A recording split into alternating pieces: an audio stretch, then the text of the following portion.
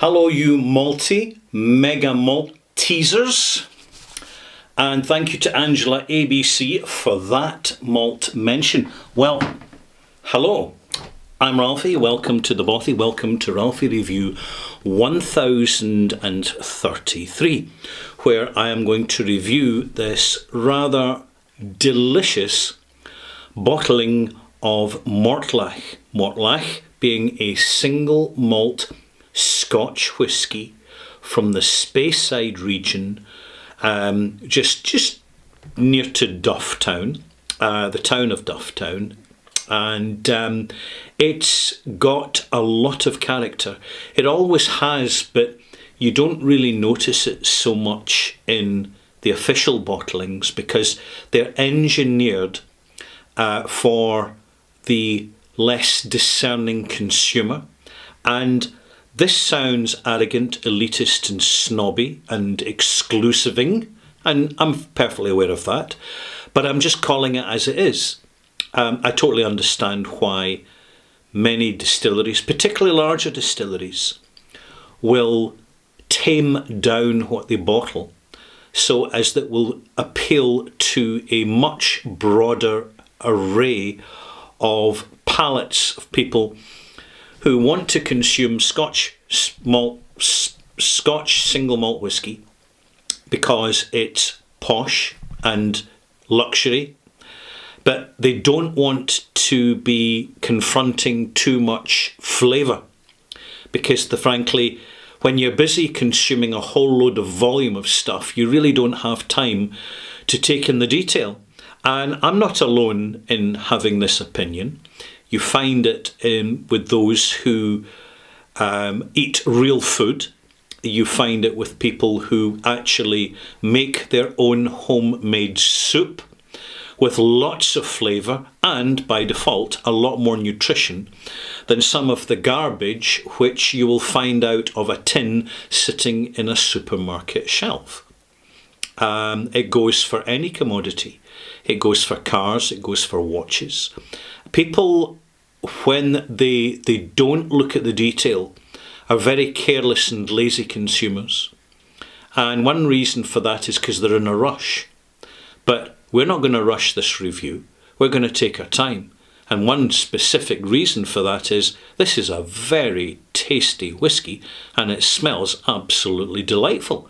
So settle down, pour your glass, add a drop of water. I'll be doing the same myself shortly. And let's get stuck into this. An independent bottling. Because I'm doing a short series of 3 independent bottles of single malt Scotch whisky from a large independent bottler, a medium-sized independent bottler, and a small independent bottler. This is the one in the middle. This is the medium-sized signatory vintage based in Pitlochry, just outside of the town of Pitlochry. It's a farmhouse distillery, and it also happens to have the warehouses for thousands of casks from distilleries all over Scotland for the signatory group. So the distillery is Edradour, just to be specific about that. And generally, they bottle good stuff. You see this reflected with Signatory in its status in the last 3 years of the online Scotch Whisky Awards. You'll find a link down below under this video, oswa.co.uk, which is an invaluable reference for someone who's really just starting with single malts as to what do the experienced people think of these whiskies. How do they rate them? What's the best? And how are they separated from the rest? Because ultimately, we don't want too many bad experiences with whisky, otherwise we stop buying. It's the fact of it. We just stop buying. So to have positive experience, it helps to maintain our interests, and this is certainly the case reviewing something like this. In this review, it helps keep me engaged, because if I was sitting here trying to enthuse about all the official bottlings at 40%, heavily chill filtered and loaded up with artificial colouring, I would be as bored presenting these videos as you would be watching them, and it would simply drive you away. And this is just the fact of it. So let's get stuck into this. 11 years old. A little bit of detail from the bottle, because this is one of these bottlings that provides detail. It provides forensics, whilst the majority of official bottlings provide very little information, actually, beyond their basic legal requirements. So here we have, it's aged 11 years. It's a 2012 vintage. It's a Mortlach single malt. Great character, and it is non-chill filtered and natural and no added colour. No added colour. It actually says it on the label where it matters. It also tells me that this is a small batch, right? So I've got to kind of, it doesn't tell you how many casks, but this is a medium-sized independent bottler. So I'm reckoning just maybe about 2 dozen casks tops. You're certainly not going to be in the multi-hundreds or thousands as you would be for a batch of proprietary Glenfiddich or Johnnie Walker. Nothing like that. And it's not single cask, because a single cask is not a small batch. Right. Although technically it could be, but it's never presented as such, because that would be highly misleading. So what else can I tell you? Bottled at 48.2%. Now, I suspect that at 11 years old, a standard malt should be near about 56 to 58%. But here it's down lower. Now, there's a high cask strength and a low cask strength, and it is the situation, it is the case, and I'm not saying it's happening here. It could be lower strength purely through cask losses and evaporation of alcohol. But to make a whisky more affordable and to stretch it further, in other words, to get more bottles out the casks you're using, you can actually reduce a high cask strength whisky to a lower cask strength whisky. And the trick is, for the producers, is not to lose the vitality of the signature of smell and taste. Now, if that has happened, I think they've done a very good job, and I think that the reasons for this are honourable. In other words, to make this whisky more affordable and more available. And I commend Signatory for that, if that is the case. So on the nose, and I'm going to take my time here because you can't rush a good experience. I've been thoroughly enjoying this bottle. Bear in mind, that's natural colour. That's a really, you see, being a natural colour, I can then do my forensics from it. In other words, I know that the sherry cask influence has been active. Because when you get more colour out of a cask wood, you get more flavour out of a cask wood. The both are most often inseparable. This is the knowledge. On the nose, intense raisins, muscovado, and immediately I'm getting a leathery Dunnage Warehouse savoury note, and that floats my boat. In fact, it really excites me as a whisky drinker, because I know that I'm getting a really good start to the experience. The nose is rich, very fruitcake, but not your supermarket fruitcake. This is your homemade fruitcake that Granny made back in July and August to be ready for the new year in January. In other words, vintage fruitcake. Once it's been made, it's matured until required. So even cakes are like wine. Cakes can be like whisky. They can benefit considerably from a little bit of maturation, so long as they don't go mouldy. That's the main thing. The savoury note, slight umami, there's bitterness on the nose. I'm getting an enhanced activity of the sensation range. The sweet and sour, you'd expect that from sherry. It's often the case, but the savoury, the slight salt, very weak in the salt, hint of salt, but it's the savoury and the bitterness and the savoury, also known as umami. That's what's really adding to this and giving it such wonderful substance, making this what we call generically a beefy malt. Taste. Neat. Young. It says 11 years old. I'm tasting 11 years. That's good. Because see, when you're tasting a young malt, you're tasting more intense still signature. In other words, the savoury note that Mortlach is famous for is always more prominent generally in younger editions of it. And that's what we have here. So you have an intense, slightly fusile, savoury style of single malt, which is butting up against a really solid, jobbing, modern, this is matured sherry syrup. This isn't a real sherry cask, but it's fresh, it's decent, it's competent, it's doing a good job. And for the price, I'm not complaining. I'm realistic about my expectations.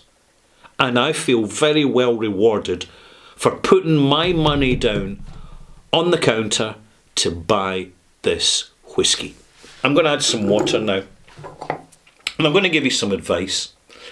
See, when you've got light whiskies, particularly if they've been chill filtered, Auchentoshan, Glenkinchie, Glenfiddich, they tend not to do much, particularly at lower strength. They tend not to do much once you've added water. Now, you will hear from whisky experts that the reason the distillers add the water is to water it down to make it palatable for you and accessible. And they're not telling any lies. They have watered it down to make it palatable and accessible for you. However, when they're asking good money for what they're selling, I'd rather they leave that to us, the buyer. We'll do our own watering down to suit our own palates, because once you're diluted to 44 or even 43%, this happens at the bottling hall prior to bottling. And flavour is lost from whisky as a result of this process. Simple. Because the whisky's being diluted. It's just like diluting orange squash. Whereas when it's a higher strength, in this case 48.2%, I'm adding the water now, and therefore the whisky needs time to lose the additional chemicals that it could hold on to when it was stronger alcohol. The alcohol's weaker because I've added water. The proportion of water in relation to alcohol has changed significantly. The alcohol has got to start releasing because of the presence of the water and the dilution, it's got to start releasing the odours that are trapped within the alcohol molecule, because that's one of the primary purposes of this ethanol beverage. It holds flavour, and lots of it, for an awful long time, until it's diluted and loses its strength and ability to hold that flavour. So I'm doing it myself, and unlike the bottling hall, it's happening under my nose, so that any smells that are coming off that dilute alcohol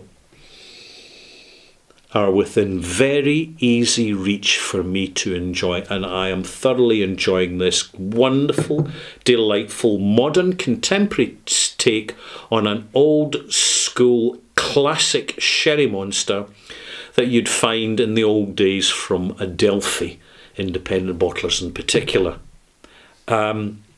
I love Mortlach, but I've got to be careful when I buy it. I have bought official bottlings, the 16-year-old, and I tasted the 12-year-old in a shop and most certainly decided not to buy it, But the real excitement's amongst the independent bottlers, because there's the added bonus with the independent bottlers, maltmates, and that is the complete absence of marketing, disingenuous, distractive, disorientating flannel.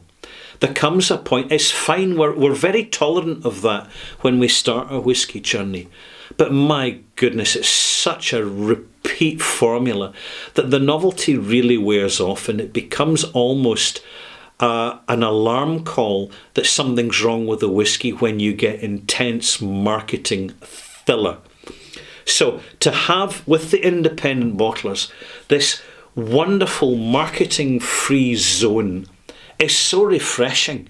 It's simply more honest, a far more honest relationship between the bottler and the buyer and drinker.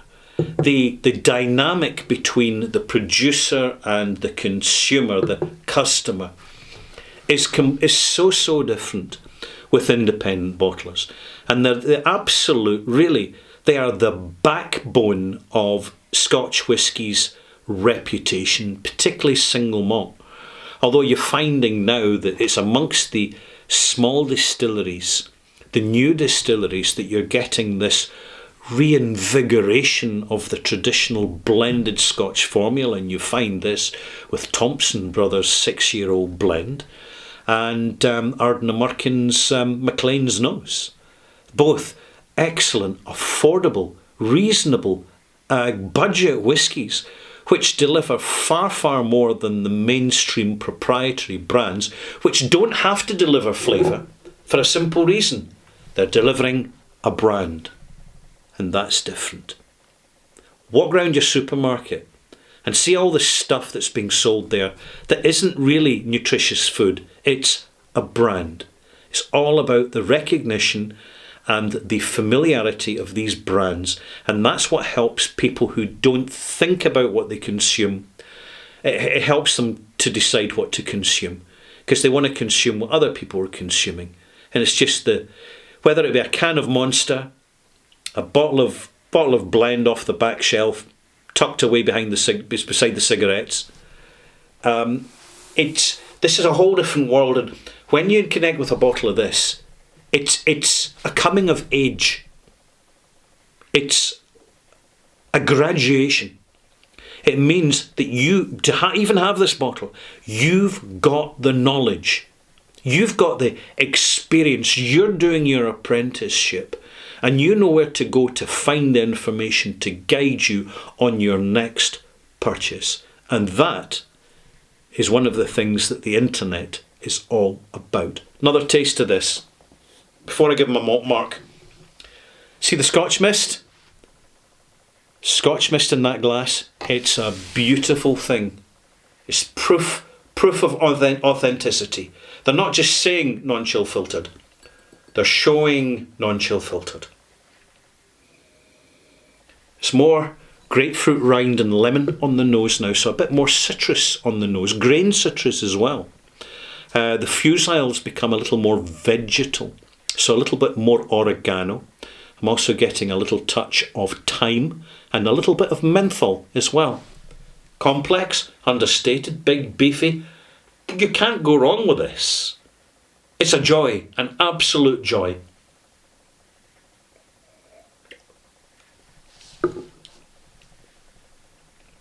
Give me a minute. The arrival is so worth waiting for. See, I've given it time now. This is why I don't do 5-minute spit and go reviews. It just wouldn't work for these whiskies. They need time and engagement. That's why my reviews are up to 20, sometimes over 20 minutes long. Because they need to be. To really tell you what you really, really need to know.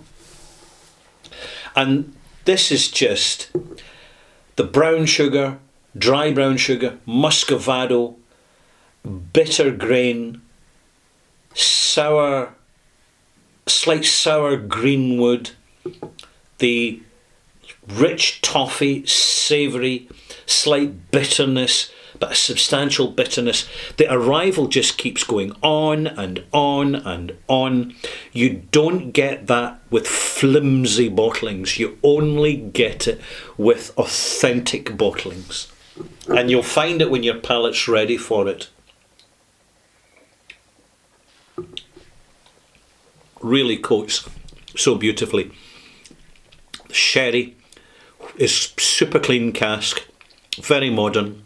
It is sherry syrup, contemporary sherry syrup, but it's not dominating because the youthfulness of the Mortlach is taking on that cask. The two are bonding, and the two are amplifying to be more than the sum of their parts. Inevitably, I'm going to give this a really good review.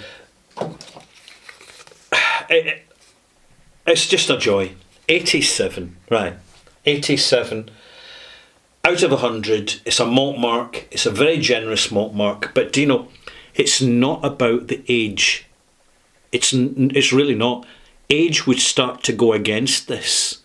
It's the youthfulness, the energy, the vitality, the freshness of a familiar signature. It's like meeting the son of an old friend and seeing the family resemblance.